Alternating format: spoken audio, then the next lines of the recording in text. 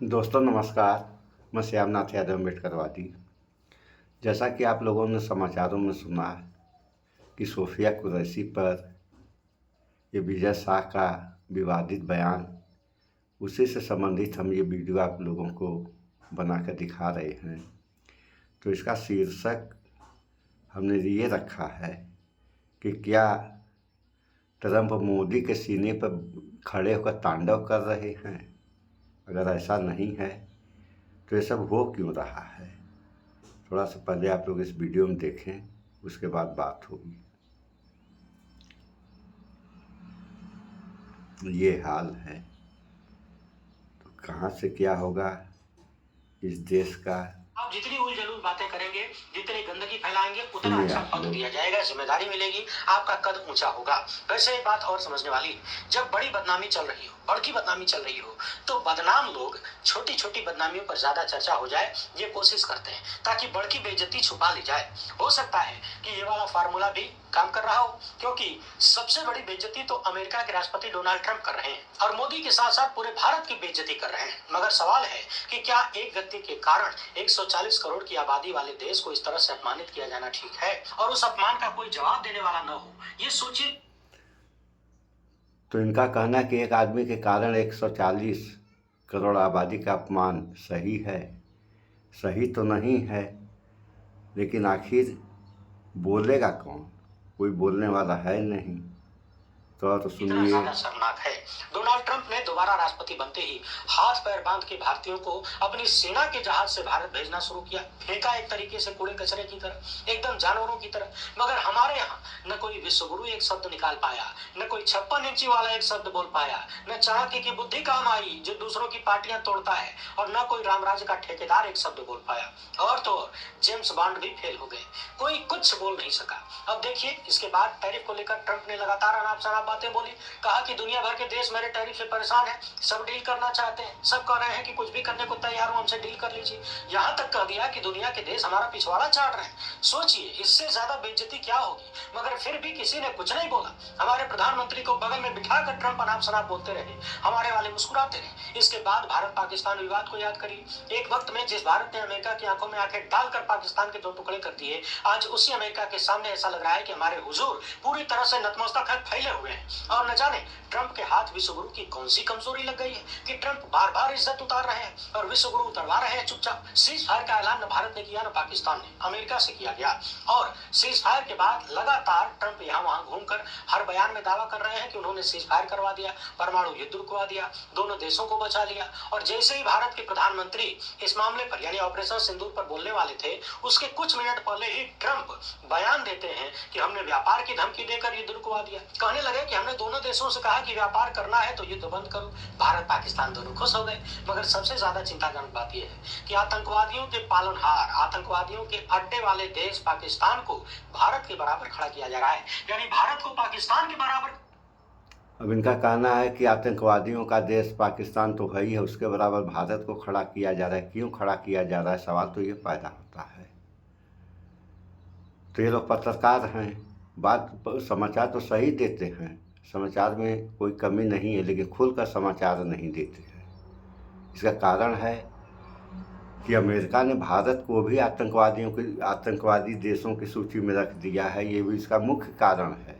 लेकिन यहाँ की जनता है समझने को तैयार नहीं, क्योंकि कुछ अंधभक्त हैं, वो गलत कर रहा है फिर भी ये ढोल पीट रहे हैं। और खुद प्रधानमंत्री ढोल पीटने वाले हैं। वहीं अमेरिका जो है ट्रंप बैठा करके बगल में बेइज्जती कर रहा है। इनके मुंह में दही जम गई थी, इनको नहीं कुछ बोलना चाहिए, और ये आज भी नहीं कुछ बोल रहे हैं और भविष्य में भी नहीं कुछ बोलेंगे, क्योंकि ये खुद आतंकवादी हैं। सुन देखिए आप लोग किया वीडियो। जा रहा है। एक बार फिर से ट्रंप ने वही बात दोहराया है कि मैंने व्यापार की धमकी देकर युद्ध रुकवा दिया, भारत पाकिस्तान दोनों खुश हैं। मगर आज की कहानी एक कदम आगे बढ़ गई। अमेरिकी राष्ट्रपति डोनाल्ड ट्रंप ने एप्पल के सीईओ टिम कुक से कहा है कि भारत में फैक्ट्रियां लगाने की जरूरत नहीं है। मैं नहीं चाहता कि आप एप्पल के प्रोडक्ट भारत में बनाएं। जाएं, क्योंकि भारत अपना ख्याल खुद ही रख सकता है। कतर की राजधानी दोहा में बिजनेस लीडर्स के साथ कार्यक्रम में ट्रंप ने एप्पल के सीईओ से ये बातें कही। उन्होंने कहा कि एप्पल को अब अमेरिका में प्रोडक्शन बढ़ाना होगा। इतना ही नहीं, ट्रंप ने एक और महत्वपूर्ण बात कही कि भारत ने हमें ट्रेड में जीरो टैरिफ डील की पेशकश की है। भारत तैयार है कि हमें ट्रेड में कोई चार्ज नहीं लेना है। ट्रंप ने बाकायदा एप्पल के सीईओ से कहा कि तुम मेरे दोस्त हो, मैंने तुम्हारे साथ बहुत अच्छा व्यवहार किया, तुम $500 बिलियन लेकर आ रहे हो, लेकिन मैं सुन रहा हूं कि तुम पूरे भारत में प्रोडक्शन कर रहे हो। मैं नहीं चाहता कि तुम भारत में प्रोडक्शन करो। अगर तुम भारत का ख्याल रखना चाहते हो तो तुम भारत में निर्माण कर सकते हो, क्योंकि भारत दुनिया में सबसे ज्यादा टैरिफ लगाने वाले देशों में से एक है। भारत में बेचना बहुत मुश्किल है। उन्होंने हमें एक डील ऑफर की, यानी भारत ने ट्रंप को एक डील ऑफर की है, कोई टैरिफ नहीं वसूलने का। ट्रंप ने आगे कहा कि हमने कई साल तक चीन में तुम्हारे द्वारा बनाए गए सभी संयंत्रों को सहन किया, अब तुम्हें अमेरिका में निर्माण करना होगा। हम नहीं चाहते कि तुम भारत में प्रोडक्शन करो। सुन लिया आप लोगों ने, ये हाल है कि अभी हुकूमत भारत अपना ख्याल खुद रख सकता है। इस देश में जो है अमेरिका की चल रही है, तुम भारत में प्रोडक्शन करना बंद करो, अगर अमेरिका की भारत नहीं अपना काम चलती अपने से देख लेगा। अब जरा याद करिए, इसी प्रोडक्शन को लेकर तो एप्पल जो भारत में अपनी कंपनी खोलने जा रहा है उसको ट्रंप ने मना कर दिया। अब सोचने वाली बात यह है कि ट्रंप कौन होता है मना करने वाला है, तो ट्रंप तो मना कर ही दिया, लेकिन इनका क्या कहना है? ये आज तक नहीं कुछ बोले और बोलेंगे भी नहीं। क्यों नहीं बोल रहे हैं ये तो आप लोगों को सोचना चाहिए। सुनिए। और सत्ताधारी लोग कितने डींगे हाँका करते थे, भारत की बहुत बड़ी उपलब्धि बताया करते थे, बार बार याद दिलाया जाता था कि आईफोन भारत में बन रहा है।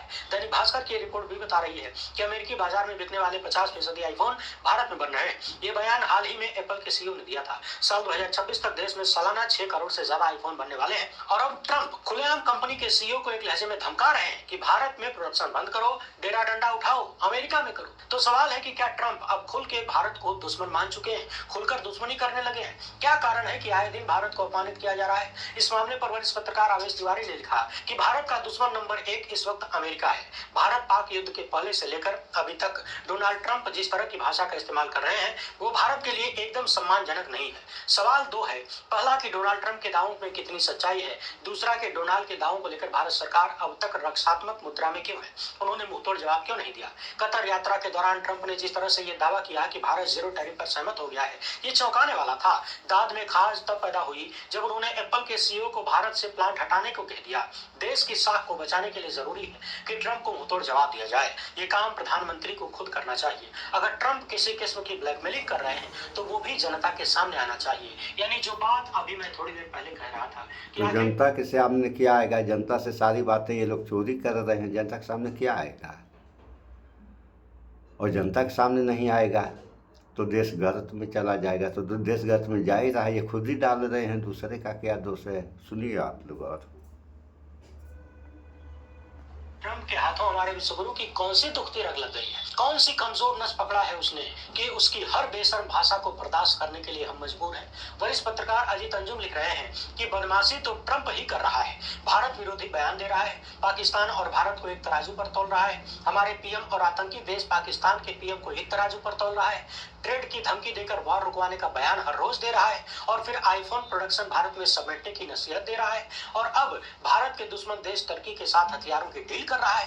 नमस्ते ट्रंप, अब की बार ट्रंप सरकार का जवाब ऐसे दे रहा है। सोचिए, जिस टर्की ने भारत के खिलाफ लड़ाई में पाकिस्तान की खुलकर मदद किया, अपने हथियार दिए, जिन हथियारों से भारतीय लोग मारे गए, हमारा नुकसान पहुंचा, अब अमेरिका उसी टर्की की मदद कर रहा है, उसके साथ डीलिंग कर रहा है। वरिष्ठ पत्रकार डॉक्टर मुकेश कुमार लिख रहे हैं कि मोदी जी 11 साल से विश्व भ्रमण कर रहे हैं, 72 देशों की यात्रा कर चुके, अमेरिका तो 11 बार जा चुके, देश के खजाने से हजारों करोड़ स्वाहा कर चुके, लेकिन ये नहीं बताएंगे कि युद्ध के समय कितने देशों ने भारत का समर्थन किया है, उसकी कार्रवाई के पक्ष में बयान जारी किए, पाकिस्तान के खिलाफ मुंह खोला है। दरअसल ये सारी प्रचार यात्राएं थी, उनका उद्देश्य ऐसे ठोस रिश्ते कायम करना था ही नहीं जो गाढ़े वक्त में काम आते।